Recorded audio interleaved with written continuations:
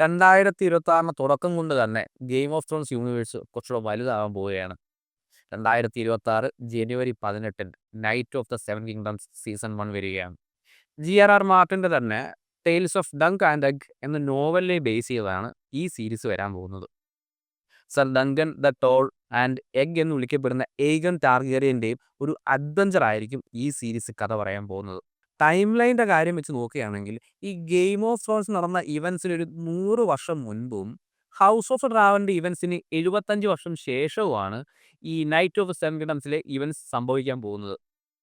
ഇനി അടുത്ത വർഷം രണ്ടാമതൊരു ഐറ്റം വരുന്നുണ്ട്, ഒരു കൊലകൊല്ലി ഐറ്റം.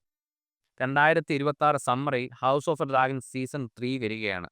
സീസൺ 1 ഒരു വമ്പൻ ഹിറ്റും സീസൺ 2 അത്ര ഒരു വലിയ ജനകീയത നേടിയിട്ടില്ലെങ്കിലും ആയിട്ടുള്ള ദ ബാറ്റിൽ ഗല്ലറ്റ്, ദ ബാറ്റിൽ സ്റ്റംബിൾട്ടൺ അടക്കമുള്ള വമ്പൻ വാർ സീക്വൻസുകളാണ് ഹൗസ് ഓഫ് ഡ്രാഗൺ സീസൺ 3യിൽ വരാൻ പോകുന്നത്. 2026 മെയ് ജൂൺ സമയത്തൊക്കെ ആയിരിക്കും സീസൺ 3 റിലീസ് ചെയ്യാൻ പോകുന്നത്. അവിടെ തീരുന്നില്ല.